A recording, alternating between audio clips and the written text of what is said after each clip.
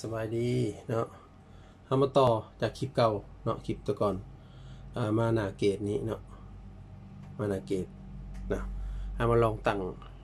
ลินเมืองนำกันก่อนเนาะเปิดเพลงก่อน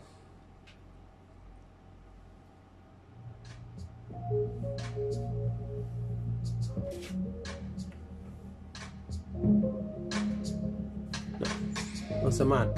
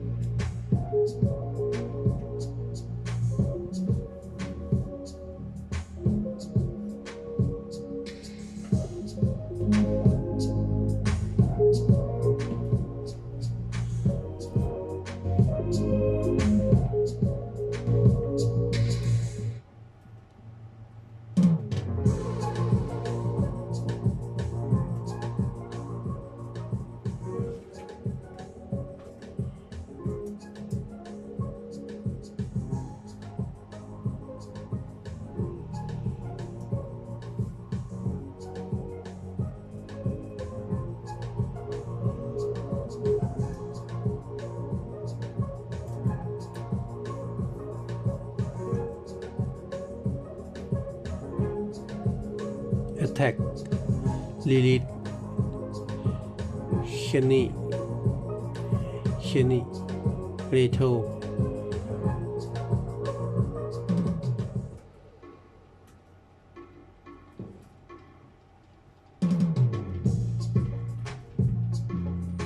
ไอ้น่ะเกต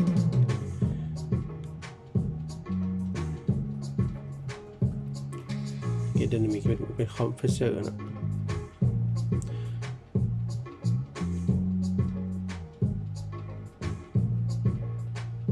เกตอันนี้นะคอมเพรสเซอร์ไอ้นะเกต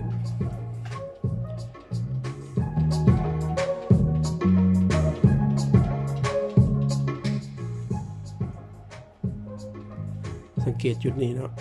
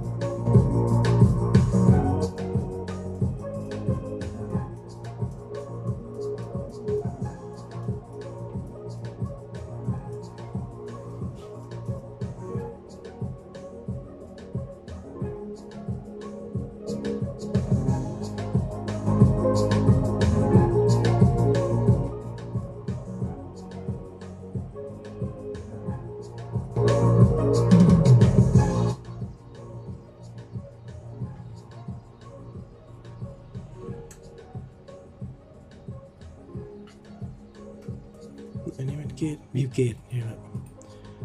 ไดนามิกปิดตัวนี้ไว้ก่อนเนาะ